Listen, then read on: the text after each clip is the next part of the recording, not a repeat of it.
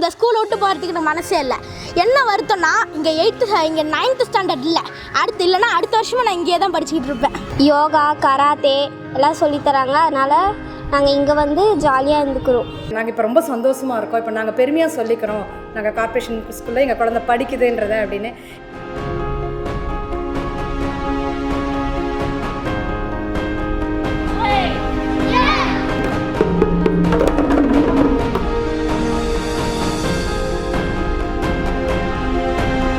Simplicity நேயர்களுக்கு வணக்கம்.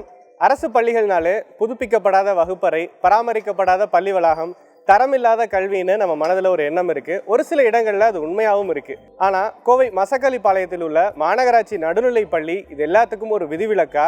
பொலிவான வகுப்பறைகள், சுத்தமான பள்ளி வளாகம், பாடத்திட்டத்தை தாண்டி கராத்தே, ஓவியம், நடனம்னு ஏராளமான பயிற்சி வகுப்புகளும் சொல்லித்தர்றாங்க. ஆசிரியர் மற்றும் பல்வேறு தன்னார்வலர்களுடைய இந்த முயற்சியினால சென்ற ஆண்டு வெறும் 95 மாணவர்கள் கொண்ட இந்த பள்ளி இந்த வருடம் 140 மாணவர்களோடு இயங்கி வருது. 1ஆம் வகுப்பிலிருந்து 8ஆம் வகுப்பு வரை இந்த பள்ளியில் பாடம் சொல்லித்தரப்படுது. இப்படி பல்வேறு சிறப்பம்சங்கள் கொண்ட மசக்களிப்பாளையம் மாநகராட்சி நடுநிலை பள்ளி பற்றி தான் இந்த தொகுப்பில் பார்க்க போகிறோம். இந்த ஸ்கூல் வந்து 1956 1லேருந்து 5 வகுப்பு தொடங்கப்பட்டது. 6-8 வந்து 1966 அப்கிரேட் ஆச்சுங்க. இந்த ஏரியாவில் நிறையா தனியார் பள்ளிகள் இருக்குங்க. அதனால் ஜனங்க வந்து பார்த்திங்கன்னா அங்கே தான் கொண்டு போய் நிறைய பேரை சேர்த்துனாங்க. அப்புறம் அப்போ போகும்போது இங்கே மாநகராட்சி பள்ளியிலலாம் கொஞ்சம் அப்படியே ஸ்ட்ரென்த் கொஞ்சம் கம்மியாகிட்டே இருந்தது. நான் வரும்போது இங்கே ஸ்ட்ரென்த்து வந்து 95 இருந்தது. அதுக்கப்புறம் இப்போ வந்து ஸ்ட்ரென்த்து வந்து 140 பேர் இருக்காங்க. இப்போ எல்லோரும் சேர்ந்து உட்காந்து எங்கள் பழைய டீச்சர்ஸு நாங்கள் எல்லோரும் சேர்ந்து உட்காந்து யோசித்தோம். மாநகராட்சி நடுநிலைப்பள்ளி அந்த போர்டு கொஞ்சம் ரொம்ப மோசமாக இருந்தது. ஃபஸ்ட்டு முயற்சியாக முதல்ல நாங்கள் டீச்சர்ஸ் எல்லாருமே சேர்ந்து அவங்கவுங்க ஷேர் பண்ணி நாங்கள் போட்டு முதல்ல அது போர்டுக்கு பெயிண்ட் பண்ணோம். பணம் போட்டு எல்லோரும் அவங்கவுங்க கிளாஸ் ரூமை பெயிண்ட் பண்ணோம், ட்ரிம் பண்ணோம். மரங்களெல்லாம் இருந்தது, கொஞ்சம் எல்லாம் மூடி மறைச்சிருந்தது. அதுக்கப்புறம் கொஞ்சம் வெளிச்சம் வந்துருச்சு. இப்போ ஃபண்டுக்கு என்ன பண்ணலான்னு யோசித்தோம். அப்புறம் உடனே சார் என்ன பண்ணோம், அவங்க வந்து சரி எங்கள் ஃப்ரெண்ட்ஸ் எல்லாம் கேட்கலாங்க மிஸ்ஸுன்னாங்க. சும்மா கொஞ்சம் நீங்கள் பணமாக கொடுக்க வேண்டாம், எங்களுக்கு மெட்டீரியல் வாங்கி கொடுத்துட்டிங்கன்னா நாங்கள் அதை வச்சு நாங்கள் கிளாஸ் ரூம் கொஞ்சம் டெக்கரேட் பண்ணிக்கிறோன்னு கேட்டோம். அதே மாதிரி எல்லோரும் செஞ்சாங்க. நிறைய இந்த தன்னார்வ தொண்டு நிறுவனங்கள்லேருந்து நிறைய பேர் வந்து எங்கள் ஸ்கூலுக்கு பார்க்க ஆரம்பித்தாங்க. அப்போது நாங்கள் இந்த ஒரு ஆண்டு விழா ஒன்று கொஞ்சம் சிறப்பாக செய்யலாம், அப்போ நல்லா தெரியும்னு சொல்லி அது ஆண்டு விழாவை கொஞ்சம் நல்லா கிராண்டாக செஞ்சோம். அப்போது எங்கள் கவுன்சிலர் வந்து எங்களுக்கு ரொம்ப ஹெல்ப் பண்ணி கொடுத்தாரு அந்த விஷயத்தில்.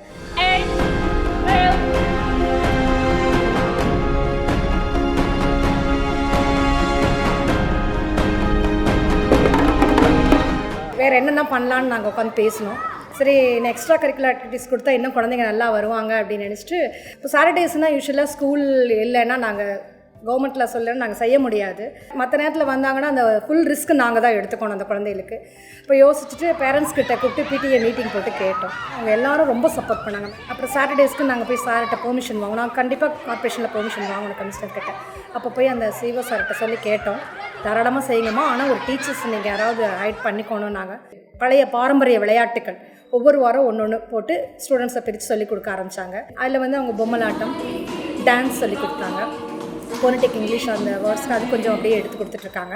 டியூஸ்டேவும் வெனஸ்டேவும் கராத்தேக்கு சொல்லிக் கொடுக்குறாங்க. தேர்ஸ்டே அபாக்கஸ் வருதுங்க. ஃப்ரைடே வந்து இப்போ வீக்லி ஒன்ஸ் இந்த பறை கிளாஸ் போயிட்டுருக்குங்க. ஸ்டூடெண்ட்ஸ் கம்மியாக இருந்தவங்கெல்லாம் நல்லா ரெகுலராக வர ஆரம்பிச்சிட்டாங்க. அந்த லேகே இல்லாமல், அட்டண்டன்ஸ் லேகே இல்லாமல் இருந்தது.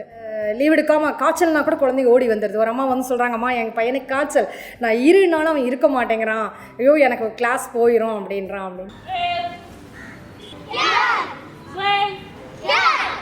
என் பேர் பிரீத்தி. நான் கார்ப்பரேஷன் மிடில் ஸ்கூல் மசக்களிப்பாளையத்தில் 7th ஸ்டாண்டர்ட் படிக்கிறேன். சாட்டர்டே வந்து எனக்கு அப்போல்லாம் இருக்கும்போது போர் அடிக்கும். ஆனால் சாட்டர்டே நாங்கள் இப்போல்லாம் ஸ்கூலுக்கு வந்துடுறோம். ஏன்னா இங்கே வந்து பாரம்பரிய விளையாட்டுக்கள், டான்ஸ், யோகா, கராத்தே எல்லாம் சொல்லித்தராங்க. அதனால் நாங்கள் இங்கே வந்து ஜாலியாக இருந்துக்கிறோம். வணக்கம், என் பேர் அஸ்வின். நான் கார்ப்பரேஷன் மிடில் ஸ்கூல் மசக்களிப்பாளையத்தில் 8th ஸ்டாண்டர்ட் படிச்சுட்டு வரேன். எனக்கு இந்த ஸ்கூல் ரொம்ப பிடிக்கும். அதுவும் இல்லாமல் பாடம்லாம் ரொம்ப சூப்பராக நடத்துகிறாங்க மிஸ் ஆசிரியர்கள்லாம். அதுவும் இல்லாமல் ஒவ்வொரு கிளாஸுக்கும் தனித்தனி கம்ப்யூட்டர் இருக்கிறதுனால பாடம் நடத்தி முடித்த உடனே கம்ப்யூட்டரில் போட்டு தராங்க. அதுவும் இல்லாமல் ஃப்ரீ ஒய்ஃபை வசதி இருக்குது. நெட்டில் பாடத்தை பார்க்க எங்களையே மிஸ் அலோவ் பண்ணுறாங்க. எங்களுக்கு அது மட்டும் டபுள் மடங்காக இது இன்னும் ரொம்ப புரியுது. அது மட்டும் இல்லாமல் வார சனிக்கிழமை இங்கே ஜாலி விளையாடுறதுக்கு விடுவாங்க. அது மட்டும் இல்லாமல் இங்கே நிறைய பறை, கராத்தே இந்த மாதிரி நிறையா இருக்கிறதுனால இந்த ஸ்கூல் விட்டு போகிறதுக்கு மனசே இல்லை. என்ன வருத்தம்னா இங்கே இங்கே 9th ஸ்டாண்டர்ட் இல்லை, அடுத்த வருஷமாக நான் இங்கேயே தான் படிச்சுக்கிட்டு இருப்பேன். நான் வந்து எஸ் சனிதா 6th ஸ்டாண்டர்ட் படிக்கிறேன். கராத்தே எதுக்கு சொல்லி கொடுக்குறாங்கன்னா நம்ம பாதுகாப்பாக இருக்கிறதுக்கு, அடுத்தவங்க நம்மளை ஏதாச்சும் பண்ண வந்தால் நம்ம பாதுகாப்புறதுக்குன்னு தான் சொல்லித்தராங்க. அப்புறம் நம்ம வெளியே எங்கேயாச்சும் தனியாக போனால் நம்மளையே நம்ம பாதுகாத்துக்கலாம். என் பேர் அம்பிகா பத்ரி. பாரம்பரிய விளையாட்டு வந்து மசக்காளிப்பாளையத்துக்கு ஸ்கூலுக்கு சொல்லி தந்துட்டுருக்கேன். பசங்க விளையாடுறது அப்படின்னாவே நம்ம கேம்ஸ் மூலமாக மட்டும்தான் அவங்களுக்கு வந்து புரிதல் அப்படின்ற விஷயம் வந்து ஆரம்பமாகும். நம்மளுடைய உடம்பு எப்படி செயல்படுது அப்படின்னு சொன்னால் எல்லா நரம்புகளும் இயக்கணும். நம்மளுடைய பாரம்பரிய விளையாட்டில் எண்ணுக்கு ரொம்ப ரொம்ப முக்கியத்துவம் கொடுத்துருக்காங்க. தாயக்கட்டை, அப்புறம் வந்து ஆடுபுலி ஆட்டம், நொண்டி, கில்லி, தாண்டி, இது எல்லாமே வந்து பேஸ். எல்லா விளையாட்டும் விளையாண்டாவே பசங்க வந்து ரொம்ப சுறுசுறுப்பாகவும் தன்னிச்சையாக இயங்க முடியும். அந்த கிட்ஸ் எல்லாருமே ரொம்ப ஆர்வமாக இருக்காங்க. பசிக்கிற குழந்தைக்கு தான் வந்து உணவு தேவைப்படும். அதே மாதிரி தான் இந்த குழந்தைங்களுக்கெல்லாம் ஏதாச்சும் கிடச்சிராதா, ஏதாச்சும் கற்றுக்க முடியாதா அப்படின்ற ஆர்வம் வந்து ரொம்ப ஜாஸ்தியாக இருக்குது. எல்லாரோட குழந்தைங்களும் கவர்மெண்ட் ஸ்கூலில் படித்தாங்கன்னா இன்னும் நல்லபடியாக கொண்டாடலாம். Thank you. I'm Suguna, Maths PT, working in Corporation Middle School, மஸ்காலிப்பாளையம். பார்த்திங்கன்னா நெக்ஸ்ட் ஜெனரேஷன் தான் வந்து நம்ம இந்தியாவை வந்து நல்லா கொண்டு வர போகிறாங்க. ஸோ அவங்களோட பேஸ் வந்து டீச்சர்ஸ் ஆகிய நம்ம கையில் தான் இருக்குது. அதனால் ரொம்ப ஒரு டீம் ஒர்க்காக பண்ணிகிட்ருக்குறோம். பார்த்திங்கன்னா எங்களுக்கு லஞ்ச் பிரேக் கூட நாங்கள் வந்து குழந்தைகளை வந்து கரெக்டாக அந்த டைமை யூட்டிலைஸ் பண்ணிக்கிறோம். பார்த்திங்கன்னா மண்டே அப்போ ரொட்டேஷன் மாதிரி வரும்.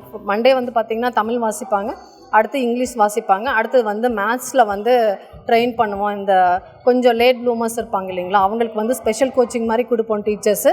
மற்ற குழந்தைங்களாம் அவங்கவுங்க ரவுண்டாக கிரவுண்ட்லேயே உட்காந்து அந்த 2 o'clock வரைக்கும் அந்த டைம் கரெக்டாக யூட்டிலைஸ் பண்ணிவிட்டு அப்புறம் மதிய நேர செயல்பாடுகள் செய்வோம். எங்களோட ஆசை என்னென்னா இது சீக்கிரம் ஹை ஸ்கூல் ஆகணும். எங்கள் ஸ்கூலில் படிக்கிற குழந்தைங்க அத்தனை பேரும் ஒரு நல்ல இந்தியன் சிட்டிசனாக வரணும் அப்படிங்கிறது தான் எங்களுடைய ஆசை. 10லேருந்து 12 ஸ்டூடெண்ட் வந்து மாற்றுத்திறனாளிகள் இருக்காங்க. பார்த்திங்கன்னா அவங்க கூட ரொம்ப இன்ட்ரெஸ்டிங்காக எல்லாமே செஞ்சுட்டு தான் இருக்காங்க. இப்போ அந்த குழந்தைய ரொம்ப நார்மல் சைல்டு மாதிரி பிஹேவ் பண்ண ஆரம்பிச்சிருச்சு. இதெல்லாம் எங்களுக்கு வந்து ஒரு வெற்றி தான். நாங்கள் எடுத்த இந்த எஃபர்ட்டுக்கு எல்லாமே ஒரு வெற்றி தான். என் பேர் சக்திவேல். இந்த பள்ளியில் இடைநிலை ஆசிரியராக பணிபுரிந்து வருகிறேன். அடுத்து சத்துணவு பார்த்திங்கன்னா ரொம்ப நல்லா செய்கிறாங்க நம்ம சத்துணவு அமைப்பாளர்கள். அது தொடர்ச்சியாக கண்காணிச்சிட்டு வர்றோம். மாணவர்கள் விரும்பி சாப்பிட்றாங்க, வீணாக்கிறது இல்லை. அனைவருமே இந்த பள்ளியை முன்னேற்றணும் அப்படிங்கிற எண்ணத்தோடு ஒரு ஒத்த கருத்து மிக்க ஆசிரியர்கள் ஒரு குழுவாக அமைஞ்சது மிகப்பெரிய ப்ளஸ் பாயிண்டாக இருந்துச்சு. கிடைத்த எந்த ஒரு உதவியுமே நாங்கள் வீண் பண்ணக்கூடாது. அந்த உழைப்புகளை நாங்கள் சரியான முறையில் பயன்படுத்தினோம். அதனால தான் நான் உதவி செஞ்சவங்க திரும்ப வந்தாங்க எங்கள் பள்ளிக்கூடத்துக்கு. உள்ளூர் பகுதியில் இருக்கக்கூடிய மக்களுடைய நம்பிக்கையை நாங்கள் பெற்றிருக்கிறோம். இன்றைக்கி மஸ்காலிப்பாளையம் பள்ளிங்கிறது வந்து கோவை மாநகராட்சியில் அனைவருக்கும் தெரிந்த ஒரு பள்ளியாக இருந்ததுக்கு காரணம் இந்த ஊடகங்களின் காரணம். நாங்களும் முழு முயற்சி எடுத்திருக்கிறோம். ஒரு ஆசிரியர்கள் அனைவரும் வந்து ஒரு குடும்பமாக இணைந்து செயல்படுறோம். அதுதான் இந்த வெற்றிக்கு காரணம்.